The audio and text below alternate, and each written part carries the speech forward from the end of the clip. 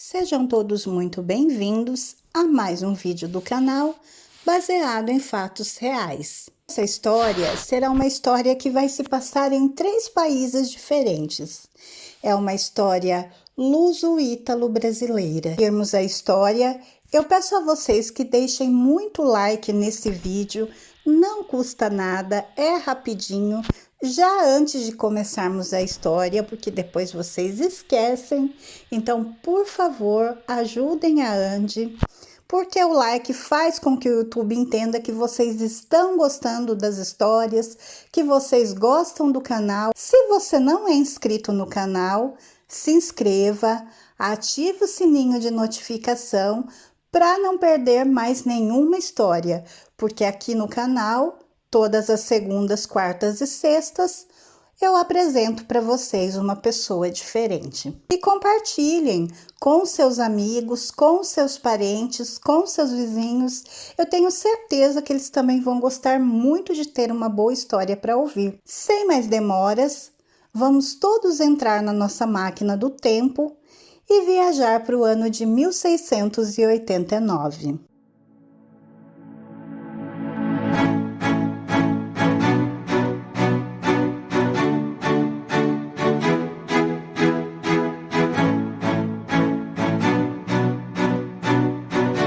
Hoje nós conheceremos a história de Gabriel Malagrida.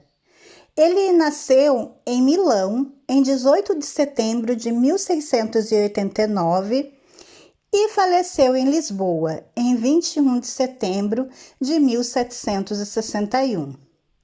Ele nasceu Gabriele Malagrida e foi um padre jesuíta italiano que foi missionário no Brasil e pregador em Lisboa. Aqui em Lisboa, ele veio a ser condenado como herege e queimado na fogueira num auto de fé que foi realizado no Rossio, em Lisboa. O Gabriel, ele era filho do médico Giacomo Malagrida.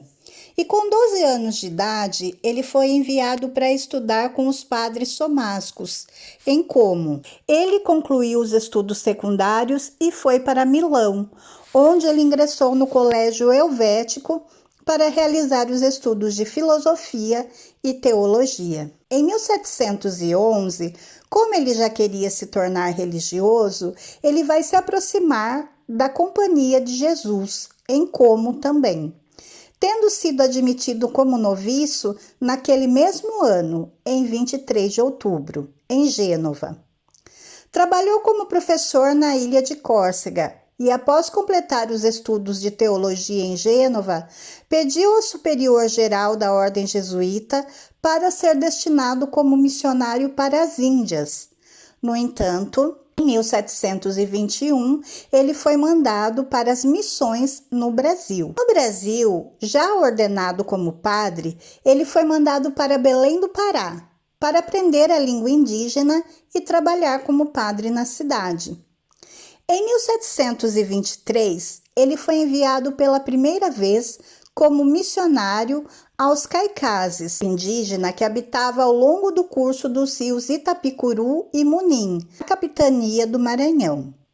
Desta nação indígena, ele passou a outras, como os Guanarés e os Barbados, no rio Mearim, onde encontrou dificuldades, tanto pela resistência dos feiticeiros da tribo, como pela epidemia da peste, que assolava os indígenas na época. Até o ano de 1727, ele ficou ali, onde ele viveu muitos episódios arriscados. Foi retirado definitivamente da missão indígena por volta de 1729, para ensinar no Colégio de São Luís do Maranhão, a fim de preparar futuros missionários, ensinando filosofia e teologia. A partir de 1735, ele inicia então uma nova etapa como missionário apostólico ou missionário popular, quando, ao sair de São Luís, se dirige ao sul via a capitania do Piauí em direção à Bahia, pregando missões populares por todas as localidades em que passou, e promovia a renovação espiritual por meio dos exercícios espirituais de Santo Inácio de Loyola e animando a vida religiosa do sertão da região nordeste do Brasil, que até então estava desamparado religiosamente. Ele chegou a Salvador, na Bahia, em 1738, onde continuou as suas pregações populares com grandes conversões, em número e qualidade. Nessa capital, ele iniciou um convento para convertidas e um seminário para o clero diocesano. De 1741 a 1745, andou pelo sertão da capitania de Pernambuco e da capitania de Paraíba, sempre pregando retiros e tomando iniciativas de fundação de conventos e seminários. A capela existente até hoje no Colégio Santa Teresa, da Congregação das Irmãs de Santa Doroteia do Brasil, no Maranhão, também foi fundada por ele, onde existem até hoje objetos pessoais de Malagrida, que podem ser vistos mediante autorização das irmãs. Entre esses objetos encontram-se uma santa e um humilde banco de madeira onde ele dormia na época. De 1746 a 1749, Malagrida retorna então ao Maranhão e Pará, onde continua sua ação de pregador de missões populares, até que concebeu a ideia de vir até Portugal, solicitar a aprovação do rei para funcionarem legalmente as suas fundações e conseguir recursos. Malagrida chega aqui a Lisboa em 1750 e assistiu os últimos momentos de vida de João V de Portugal. Permaneceu na capital até 1751, quando retornou ao Maranhão, onde permaneceu até 1754. Nesse ano, ele vai voltar definitivamente para Portugal, pedido da rainha viúva Mariana de Áustria.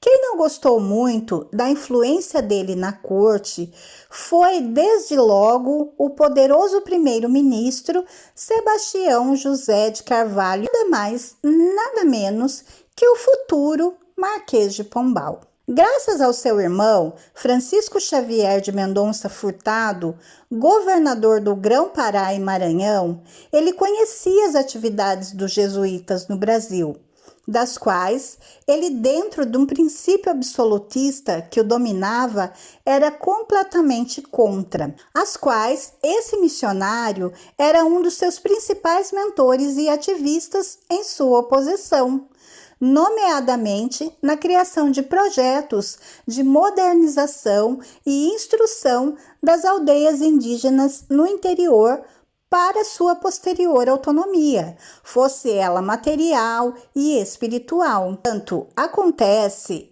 em 1755, aqui em Lisboa, o Grande Cismo. E eu vou trazer ainda essa história para vocês, porque foi uma tragédia muito grande que aconteceu aqui em Portugal em 1755, porque teve um sismo, né, um terremoto muito grande, que se seguiu de um tsunami e se seguiu de um incêndio generalizado. E destruiu completamente a cidade de Lisboa. E eu vou trazer um outro vídeo, essa história em detalhes, para vocês conhecerem. Então, fiquem antenados aí. Nessa ocasião aqui, em 1755, Malagrida estava aqui em Lisboa. Muito religioso, ele aproveitou essa oportunidade para exortar os lisboetas à reforma dos seus costumes. Um lado pela explicação das causas naturais da catástrofe que o governo naturalista e racionalista pombalino tinha mandado imprimir e posto circular através de um folheto, redigir um opúsculo, que seria um folhetinho, uma brochura, e ofereceu exemplares a José I de Portugal, ao Marquês de Pombal, sobre moral, que chamava Juízo da Verdadeira Causa do Terremoto. Defendia que todo aquele infortúnio dos desalojados só seria consolado e resolvido com procissões e exercícios espirituais. Marquês de Pombal não gostou das ideias expressas por Malagrida. Ele refuta isso com um questionamento como uma insinuação acusatória à autoridade e ação do Estado, do qual ele era o dirigente máximo. Pune, então, o religioso, o degregando para Setúbal. E, gente, Setúbal é a região que eu vivo, tá? Eu tô bem aqui do ladinho de Setúbal. Nessa cidade, então, em Setúbal, Malagrida era visitado por muitas pessoas conservadoras, que o consideravam um homem sábio e santo. Entre eles, estavam membros da família Távora. Pouco tempo depois disso, o Pombal vai acusar os jesuítas de instigarem motins contra ele, contra Pombal. Principalmente porque ele havia criado uma companhia geral da agricultura das vinhas do Alto Douro, que lhe permitiu, entre outras coisas, extinguir as missões no Brasil e passar as suas enormes propriedades imobiliárias e empresariais para o Estado. Um suposto atentado em 3 de setembro de 1758 vai culminar no processo dos Távoras, e isso vai proporcionar a Pombal a ocasião certa para perseguir o Malagrida ainda com mais rigor, acusando ele de colaboração na tentativa de regicídio, que seria morte do rei, e manda-o prender. Mais tarde, fruto de várias privações nos calabouços, Malagrida, já com 72 anos de idade, tornou-se aparentemente demente, continuando a defender obstinadamente as suas crenças, que vinham através de vozes de anjos que falavam dentro da sua cabeça. Em seguida, os agentes policiais o encorajaram a publicar alguns dos textos, com base nessas transcrições celestiais que ele recebia. O primeiro, então, foi intitulado como o Anticristo. O segundo foi intitulado A Vida Heróica e Maravilhosa da Gloriosa Santa Ana, Mãe da Virgem Maria. E como esses continham declarações impróprias de um homem que havia caído na loucura mesmo, que estava delirante, ele foi facilmente denunciado à Inquisição pelo próprio Marquês de Pombal, com a acusação de falso profeta, impostor e, o mais grave, de ser um herege. E ser acusado de herege, todo mundo sabe o que acontecia. Era a morte na fogueira, falando da época da Inquisição.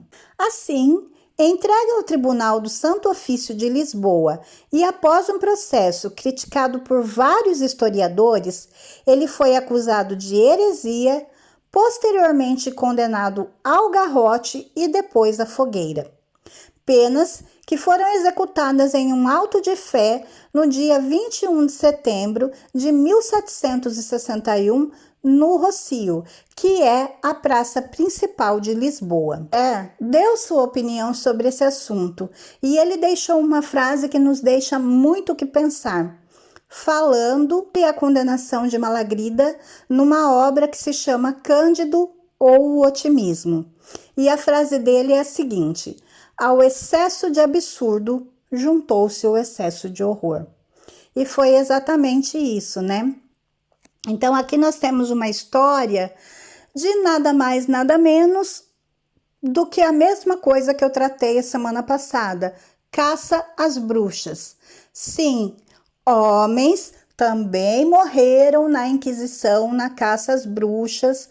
Temos vários relatos, inclusive o Gabriel Malagrida, que era um padre, que ele simplesmente despertou a inimizade do Marquês de Pombal. Para essa inimizade, então eles criam a situação para que aconteça isso. Em 1887, é erguido um monumento em homenagem ao Malagrida na igreja paroquial de Menaggio. O escritor francês Stendhal, no início do capítulo 12 do seu romance, ele cita o Malagrida, onde ele traz uma frase que também é muito interessante a gente não se esquecer, que ele diz: a palavra foi dada ao homem para esconder seus pensamentos, que foi exatamente o que aconteceu com o Malagrida, condenado por escrever aquilo que ele pensava. Luiz Motti o aponta como o maior taumaturgo do norte e nordeste do Brasil. No Brasil,